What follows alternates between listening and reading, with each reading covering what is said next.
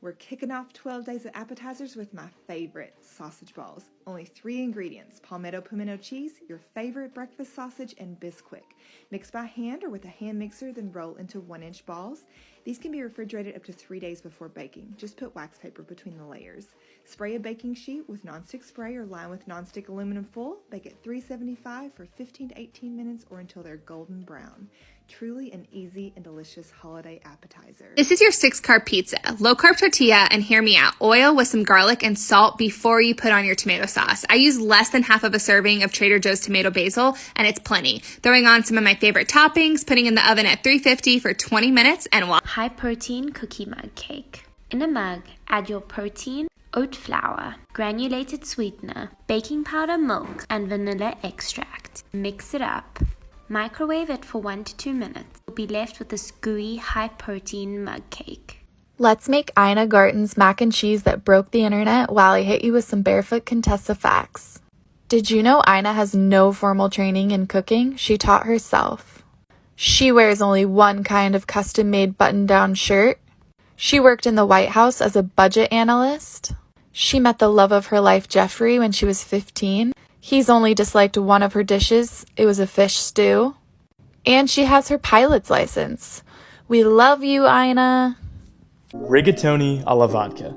Let's make it.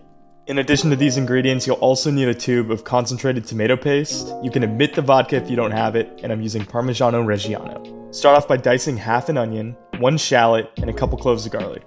I'm making a portion big enough for about 2 people, so feel free to scale this recipe however you'd like. On medium heat, I'm tossing the onions into some butter and olive oil. When those have cooked down, now I'm going to add the shallots and garlic. After letting those get some color, I'm adding in half a tube of tomato paste, and I'm going to cook that down just a little until it gets some color.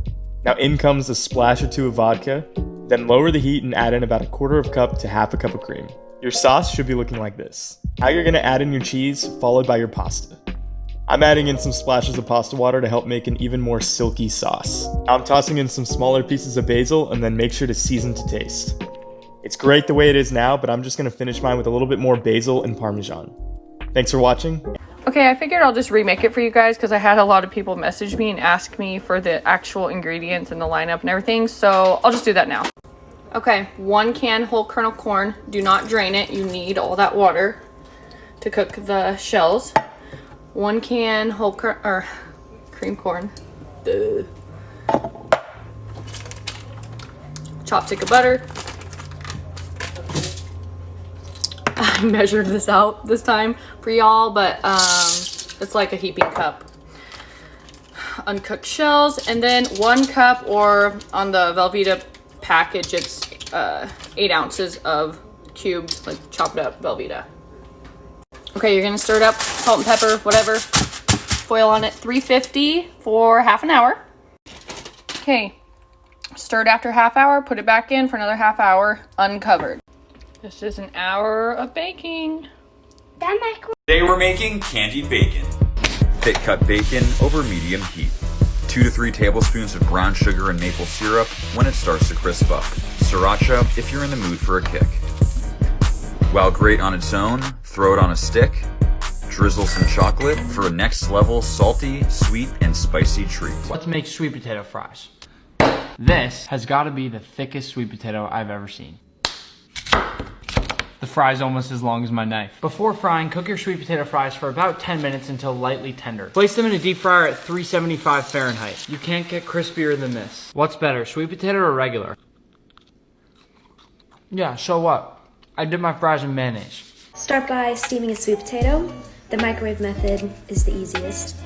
And once you've peeled all the skin off, add it to a bowl, along with some flour. You'll know it's done when it feels pretty dry to the touch. Next, just put this in the fridge while you make some filling. I'm gonna mix together some vegan cream cheese, some pretty finely chopped sauteed vegetables, and a protein. I'm using tofu.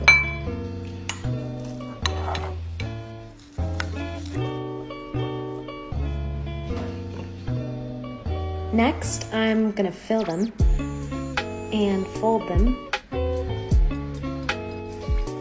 Once they're brown, add some water and steam. Creamy creamy tomato soup. We start by roasting our garlic, onion, tomatoes, pepper, and some herbs. I'm using thyme. We then add the roasted vegetables into our food processor or blender. To that, we then add our vegetable stock, cream of choice, and some pepper until we get a creamy mixture. We can top our soup with pesto and enjoy with crispy bread.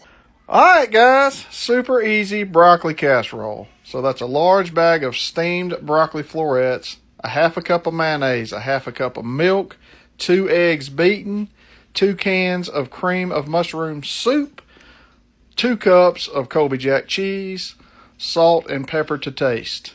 Mix it up good. Now, half a stick of butter, Ritz crackers, crumbed up good. Dump that mixture in the pan, spread it out evenly.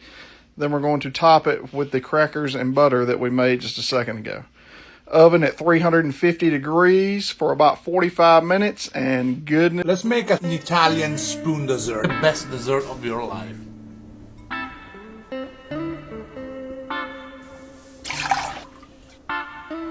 What a smell, guys.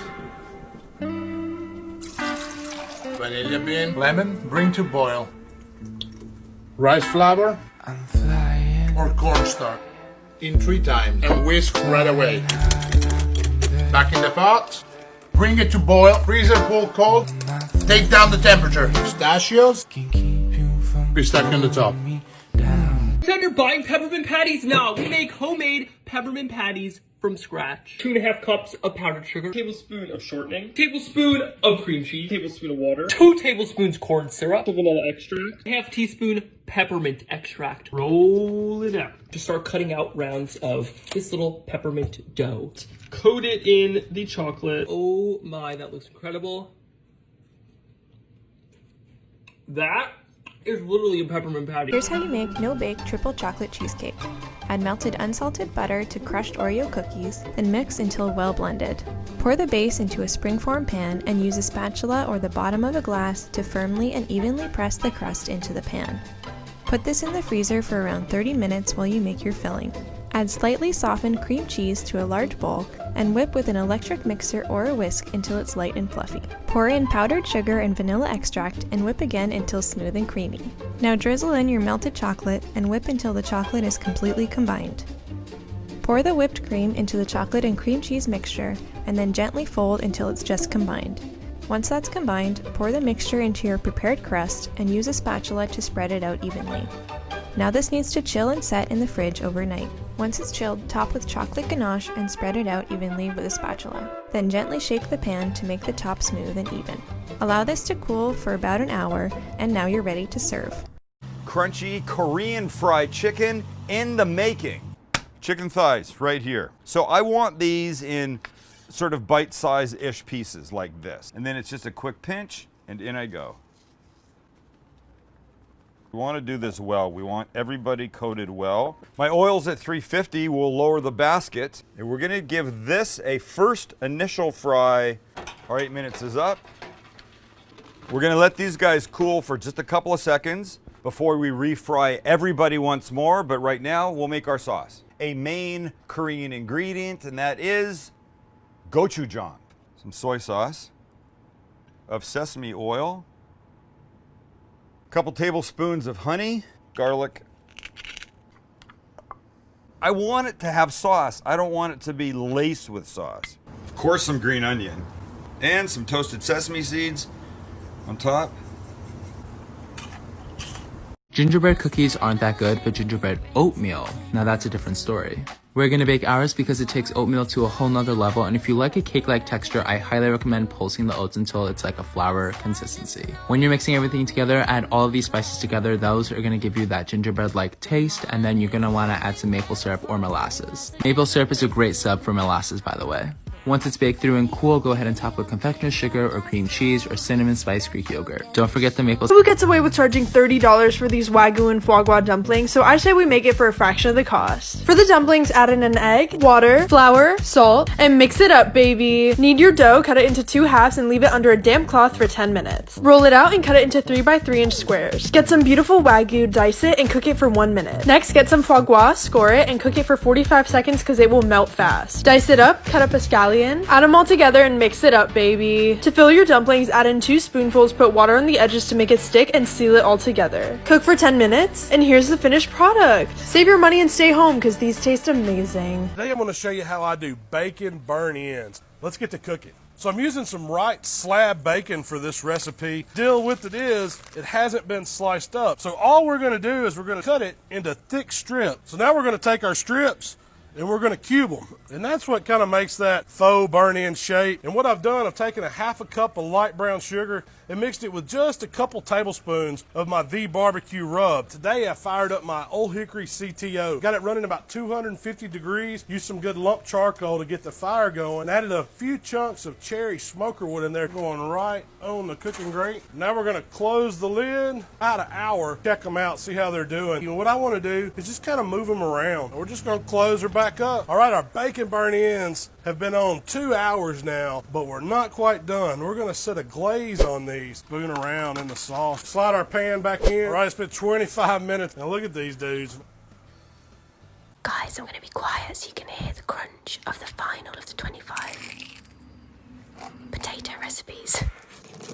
The 15-hour potato recipe. It is so good. First of all, get your Maris Pipers peeled and really thinly sliced into duck fat and salt. And give them a good old toss, get them all mixed together. Then into a tray that's lined with a bit of parchment. Lay them on top of each other one by one until they're tall and compressed into the oven. Nice low temperature, 120 degrees. That's going to confit them. When they're done after 3 hours, take them out.